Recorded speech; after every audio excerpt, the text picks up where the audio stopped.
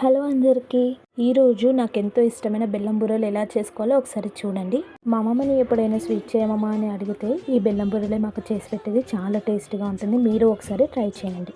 బెల్లంని ఇలా సన్నగా తురుముకోవాలి. నేనైతే 2 కప్పుల బెల్లం తీసుకున్నాను. 2 కప్పులకి 1 కప్పు వాటర్ తీసుకొని బెల్లంని కరిగించుకోవాలి. 2 కప్పుల బెల్లం తీసుకున్నందుకు 4 కప్పుల వరకు గోధుమ పిండిని తీసుకోవాలి. బెల్లం కరిగించుకున్న వాటర్ని పిండిలో పోస్తూ జల్లించుకోవాలి. పిండిలో కొద్దిగా వాటర్ యాడ్ చేసుకుంటూ బోండా పిండిలాగా సాఫ్ట్గా కలుపుకోవాలి. చిటికెడు ఉప్పు, చిటికెడు వంట సోడా వేసుకొని బాగా కలుపుకోవాలి. డీ ఫ్రై కోసం ఆయిల్ని వేడి చేసుకోవాలి. ఆయిల్ అనేది వేడెక్కగానే మైసూర్ బోండాలు ఎలాగైతే వేసుకుంటామో అలాగే వీటిని కూడా అలానే వేసుకోవాలి. చాలా సాఫ్ట్గా లోపల బాగా కుక్ అవుతుంది. ఎంతో టేస్టీగా ఉంటుంది. మీరు ఒకసారి ట్రై చేయండి. ఆయిల్లో వేసిన వెంబటే కలపకూడదు. ఒక 1 మినిట్ ఆగి కలపాలి. మంట కూడా సిమ్లో పెట్టుకోవాలి. ఇలా వీడియోలో చూపిస్తున్న విధంగా రంగు మారే వరకు ఫ్రై చేసుకోవాలి.